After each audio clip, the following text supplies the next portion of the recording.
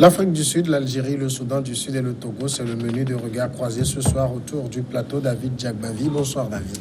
Bonsoir Samuel, bonsoir les confrères et bonsoir à tous ceux qui nous suivent. Marc Aboflan, bonsoir. Bonsoir Samuel, bonsoir à tous les fidèles téléspectateurs. Et Germain Pouli, bonsoir Germain. Bonsoir Samuel et bonsoir aux confrères, bonsoir à tous les téléspectateurs.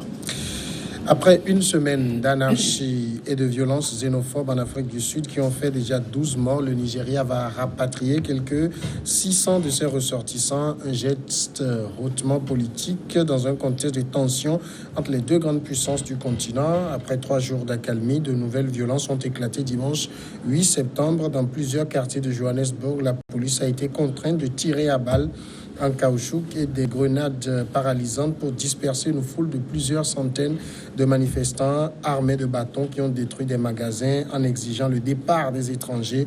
Au moins 2 personnes ont été tuées, a annoncé un porte-parole de la police de la ville de Zolani Fila, portant le bilan à 12 morts. Marc Aboflan, ces violences xénophobes, c'est quand même la 3e fois qu'on en a d'aussi graves et intenses.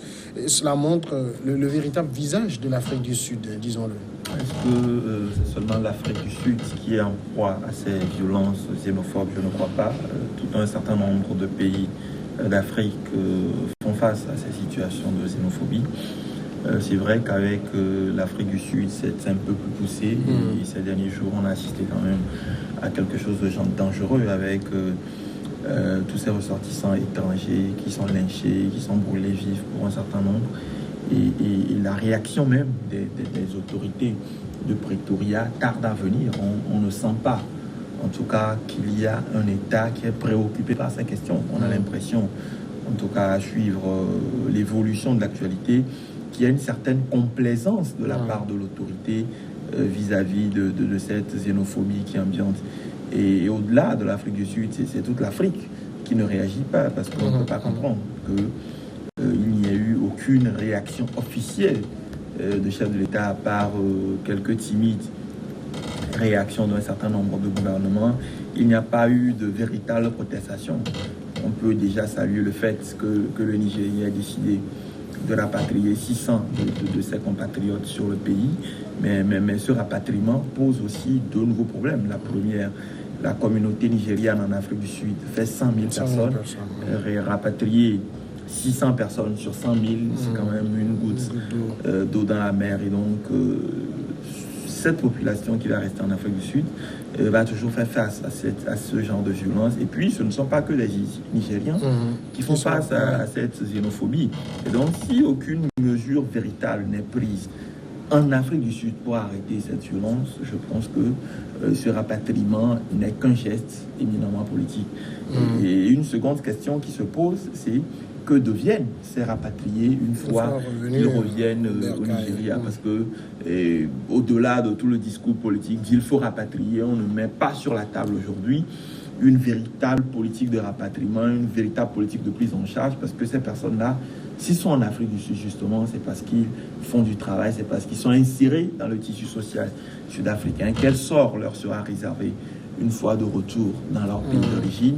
Et aujourd'hui, je pense que le gouvernement nigérien est très muet sur cette question qui pourtant devrait être une question essentielle. Mais quand on regarde, Germain Pouli, la réaction des autorités nigérianes, c'est-à-dire elles ont montré clairement qu'elles étaient mécontentes de la situation et décident de rapatrier 600 de leurs ressortissants. C'est un geste hautement politique, comme le dit Marc. C'est à la hauteur de la gravité des actes posés? Oui, je crois que le gouvernement nigérien a pris ses responsabilités par rapport à ses citoyens qui vivent en Afrique du Sud.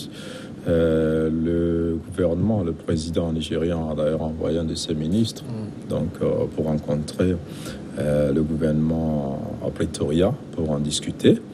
Et vous savez, les Nigérians sont nombreux dans ce pays, on le disait, environ 100 000. Et certains ont souhaité revenir. Et je pense que les 600 qui seront rapatriés, c'est évidemment ceux qui en ont fait la demande auprès du consulat du Nigeria. Et donc, moi, je pense que c'est avec promptitude, d'ailleurs, que le gouvernement a cédé à cette demande-là et a annoncé donc pouvoir mettre les moyens à disposition pour rapatrier. C'est vrai que l'essentiel n'est pas de rapatrier, mais une fois revenus, il faut aussi des conditions pour réunir les conditions pour les accueillir. Je pense que le Nigeria saura le faire. Mais en même temps, en choisissant de rapatrier ses citoyens, c'est un message fort que le Nigeria passe donc à l'Afrique du Sud. Si aujourd'hui, en Occident, on expulse beaucoup plus les Noirs et que le continent se plaint, on se dit victime de toutes les injustices et que c'est sur notre propre continent que des Noirs traquent des Noirs qui sont obligés donc d'aller rechercher leurs ressortissants. Et donc ça repose totalement le débat. Et je pense aussi que c'est une pression supplémentaire sur les épaules du président Ramaphosa quand même, qui, même s'il n'a pas vigoureusement condamné, a quand même condamné ce comportement et a tenté de rassurer les étrangers résidant donc en Afrique du Sud que des mesures seront prises pour qu'ils vivent en paix et qu'ils estiment qu'ils sont en règle avec les lois de l'Afrique du Sud qui pourraient vivre en fait. Je pense que le Nigeria a pris tout simplement ses responsabilités. Les gens se sentent en danger, ils font appel à leur pays au lieu qu'on les laisse se débrouiller d'eux-mêmes parce que de l'Afrique du Sud au Nigeria, c'est quand même loin, très loin. Donc le pays mettra les moyens à leur disposition pour ceux qui souhaitent en tout cas revenir. 600 personnes, c'est beaucoup et c'est tout simplement déplorable.